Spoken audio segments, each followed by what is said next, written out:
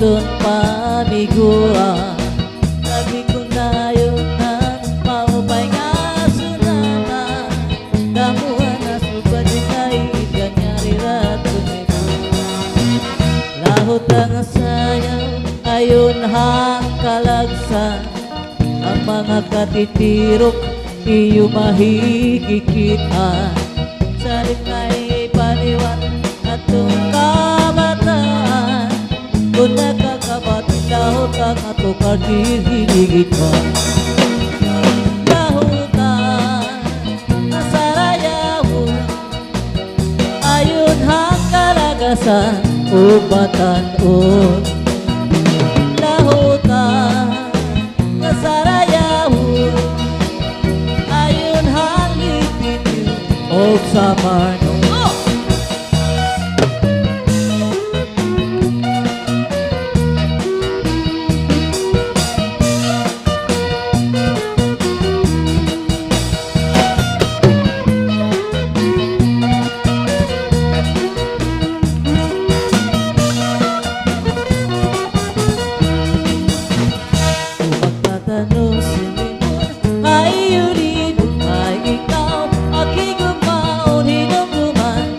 Gumanato magtatanong si Limon ay yun para na nagpalit tayo rinong naman ang gumanato. Tangga mo na nararisi di unay kagaditay nagkasing-kasing. Tangga mo na nararisi kagaliday nagkasing-kasing.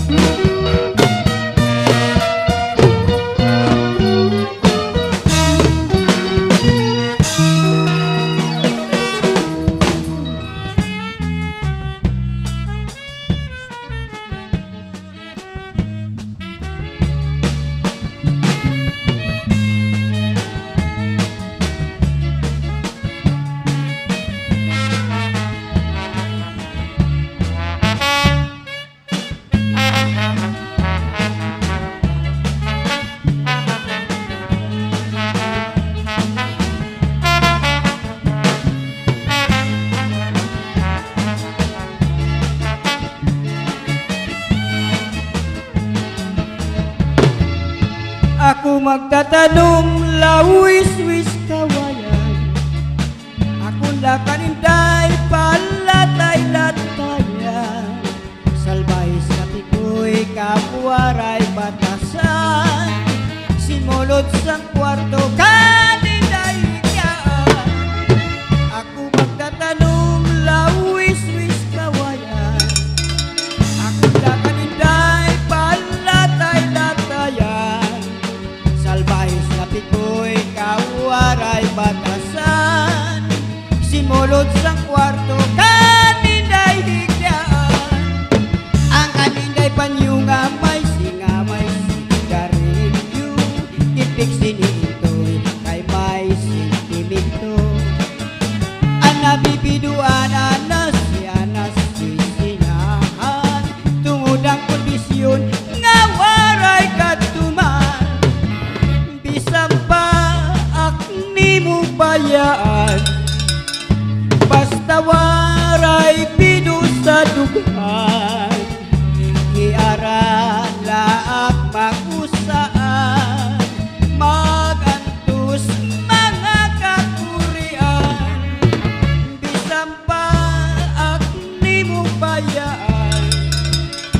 Basta waray pido sa dugan. Iara laak mag-usaan. Magantos mga kakurian.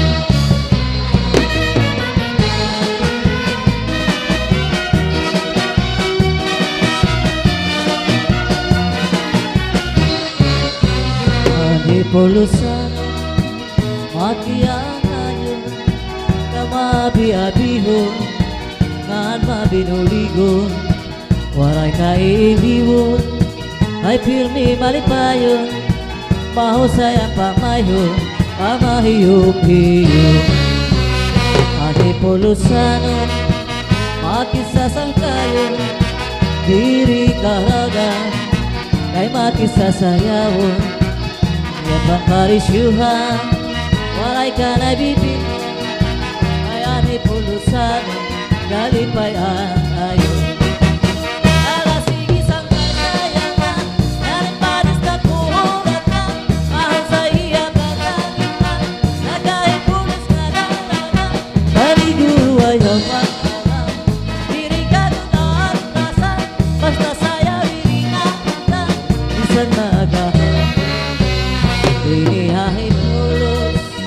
waray kabaratan ngan diri alaman kay punto nga mahilya kamo ang maghusay nga kababainan ang puntuhan ay pulos iyu'y kikita ang pulusanon pirmi magtawa-tawa kuni mo kikitaon bagan waray problema pirmi malipayon ang pamahong-pahong ang mga pamayon kamahiyong-hiyong alasigi sang kagayan ang patas na kuhulat na mahusay iyapatan nagayit pulis na daraga umiguro ayaw pag-alam diri kagudaan tasan basta sayaw diri na utang isang maagahan alasigi sang kagayan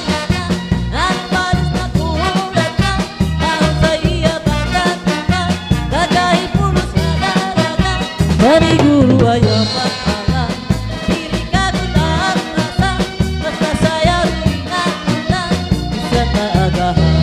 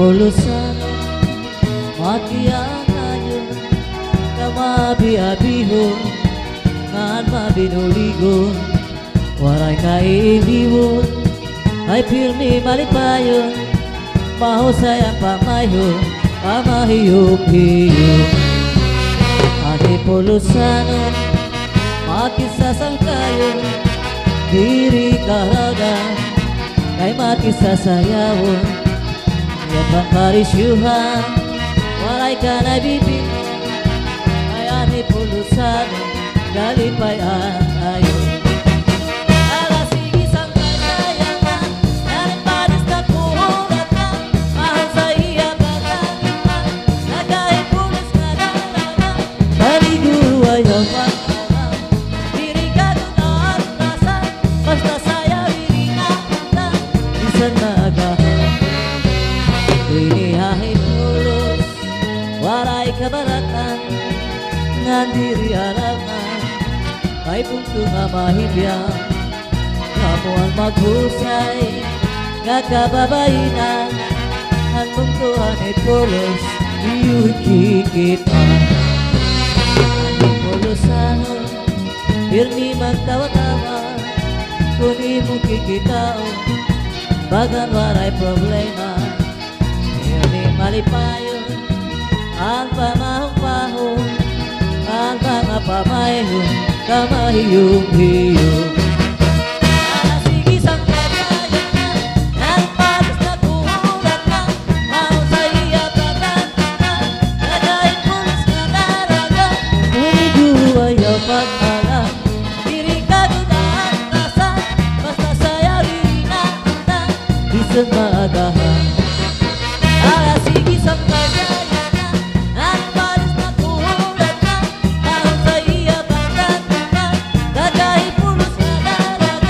Paniguro ay ang